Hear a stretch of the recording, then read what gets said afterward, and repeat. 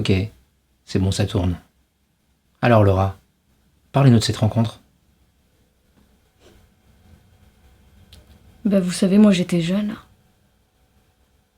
À cette époque, je venais d'arriver à Paris.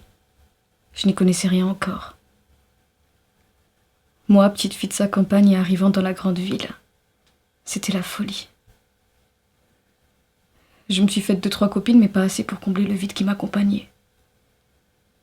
Alors bon, je profitais quand même de cette nouvelle vie. Et vous savez comment sont les jeunes. On sortait en bar, on buvait.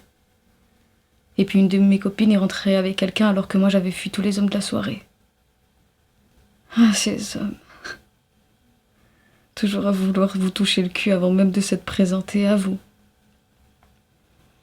Et puis puisque mes copines m'avaient lâché pour un de ceux-là et que je n'avais nulle part où rentrer, je les attendais en bas. Entre les couples ivres et les hommes célibataires qui cherchaient des proies pour se vider, je suis tombée sur lui. Au départ, il m'a demandé du feu. Très romantique tout ça. De quoi commencer une comédie romantique, vous allez me dire. Et puis on a parlé. Il venait de Rennes. Ça faisait 2 ans qu'il habitait Paris. Les 2 meilleures années de sa vie, qu'il me disait. Et vous ne vous êtes pas dit qu'il pouvait être malveillant? Bah vous savez, entre les fous qui traînaient à cette époque et que j'avais croisés, non, pas vraiment. Et puis il avait l'air sincère. Donc je reprends.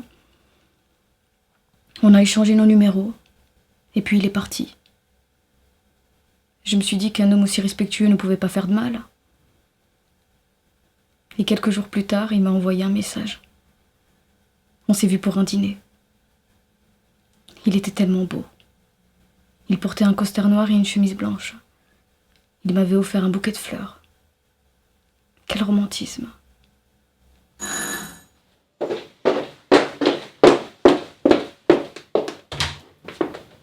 Coucou, tu vas bien? Ça va et toi? Ça va. Je t'ai ramené des fleurs. Merci. Elles te plaisent? Rentre.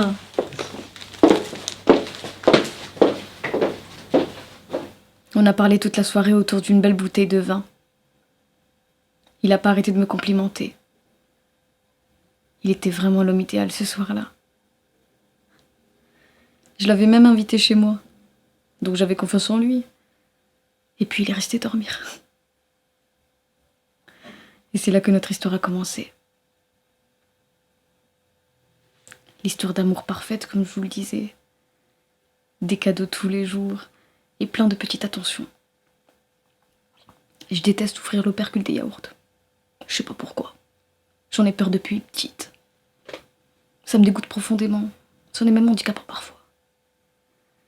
Alors bon, oui, il le faisait dans une autre pièce et me l'apportait ensuite. C'était comme dire je t'aime pour moi. J'étais red dingue de lui. On se baladait. On s'amusait beaucoup. Il m'a même accompagnée à des expos. Un couple parfait, quoi. Et ben après, c'était à son tour de me faire découvrir sa passion, le foot. On en a regardé des matchs ensemble. Ah ça oui. Qu'est-ce qu'il était investi dans sa passion. C'était beau à voir. Bon, parfois un peu trop, mais rien d'inquiétant. Oh c'est beau! Oh c'est beau, vas-y, va centrer maintenant! Va centrer! Yes! Bah, il s'énervait contre les matchs, mais rien de très grave. On en rigolait le lendemain. Ou même le soir même s'il gagnait. Et s'il ne gagnait pas?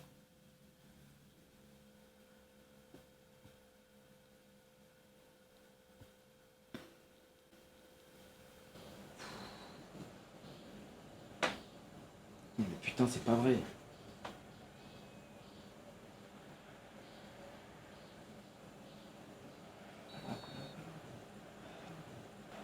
Mais putain, mais apprends à tenir un ballon, Mon putain. cœur, arrête de prendre la tête, c'est pas si grave. Mais qu'est-ce que tu me veux, toi? Tu connais rien au foot. Donc me parle pas, s'il te plaît. Pardon, mon amour. Je m'inquiétais juste pour les voisins. Tu cries fort quand même pour une équipe de foot. Mais tu me fais la morale en plus? Mais qui monte le voisin, tu vas voir ce qui lui arrive s'il monte. Et ferme ta gueule une bonne fois pour toutes.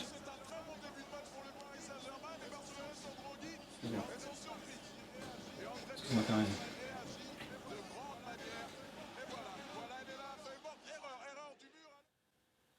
Comme je vous le disais, il s'énervait contre les matchs, mais rien de grave.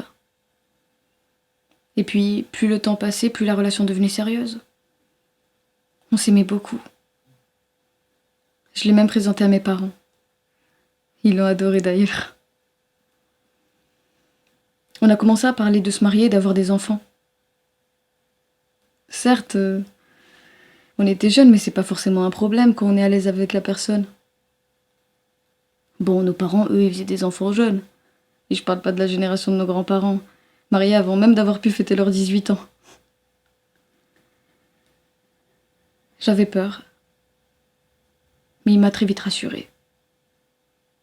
Un enfant, c'était l'opportunité d'une vie.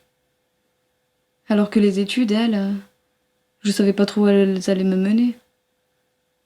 L'art, c'est inutile. Et puisque ces questions se posaient, il a très vite emménagé chez moi. Et qu'est-ce que j'étais heureuse. Et puisque ça devenait sérieux, j'ai même pris mes distances avec mes amis. Forcément, c'est pas avec eux que j'allais avoir des enfants, comme ils diraient.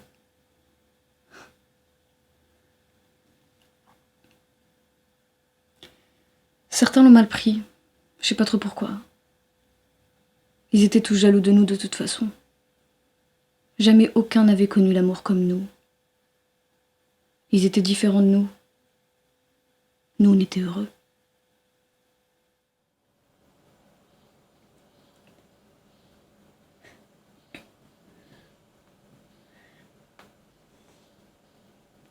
Tu parles à qui là? À mon pote Romain. Romain? C'est qui ce mec? Tu me trompes? Non mais pas du tout, c'est mon pote, arrête. Comment ça, arrête? C'est qui ce connard? Je t'ai déjà dit, y a pas de potes. Ils veulent tous te baiser. Crois-moi, je connais les hommes. Ils pensent qu'à se vider. Mais il est gay, arrête. Tu me mens, salope. Tu vas payer pour tout ce que tu me fais. Il m'aimait beaucoup et il voulait me protéger de tous ces fous dans les rues. Alors c'est vrai, je sortais moins. Mais en même temps, pourquoi faire? Pour rôter des heures devant chez ma copine qui baise? Non merci.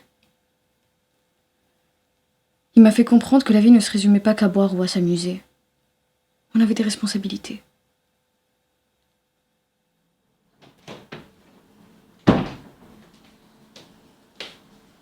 Bonjour ma chérie. Ça va? Bien dormi?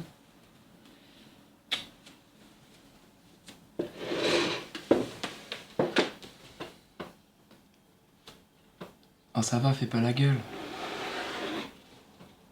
Tu sais que c'était pas méchant de ma part, c'est juste que je suis un peu jaloux. C'est parce que je t'aime ça. Tu m'entends? C'est parce que je t'aime mon cœur. Promis, je recommencerai plus. Désolé mon amour. Bon allez, je vais à la douche.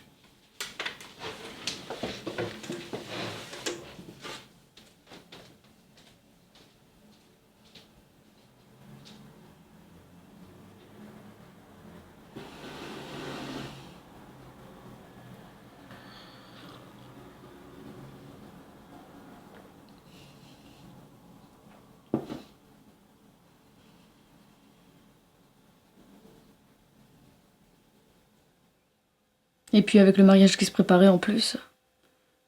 Alors je buvais moins. Et je faisais attention à ma ligne parce qu'il fallait que je sois la plus belle le jour J.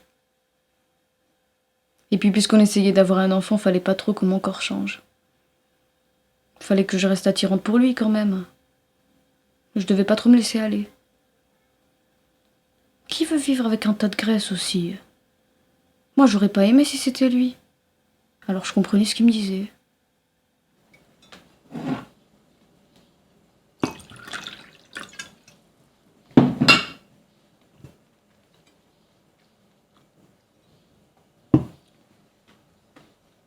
T'es sérieuse là? Bah quoi? Bah, je sais pas. T'as un peu grossi dans ces derniers temps. Ah bon, tu trouves? Non, mais le prends pas mal, c'est juste que tu devrais faire un peu attention à ta ligne. Même avec le vin. Après, je dis ça, je dis rien. Mange mon cœur.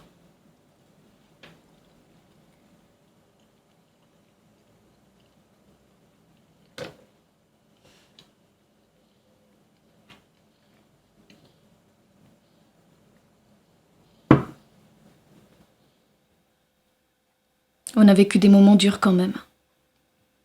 Notre couple était très soudé. Mais parfois la vie en décide autrement.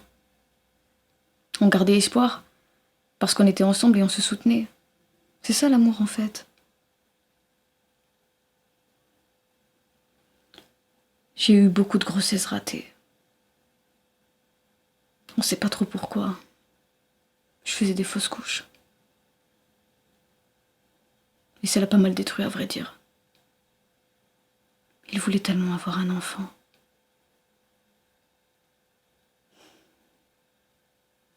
On comprenait pas pourquoi, parce qu'on était jeunes et on était en pleine forme, il n'y avait pas de raison.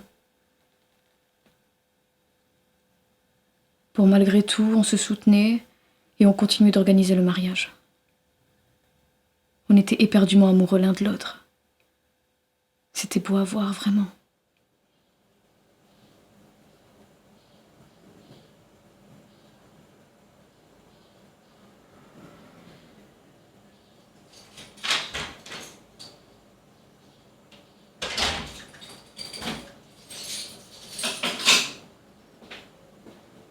Mon cœur, ça va?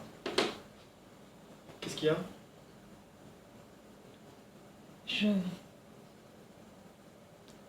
suis enceinte. Mais mon amour, mais c'est génial, on va être parents. Non, mais je crois pas que je vais le garder. Comment ça? Je me sens vraiment pas prête, tu sais. Attends, je comprends pas là.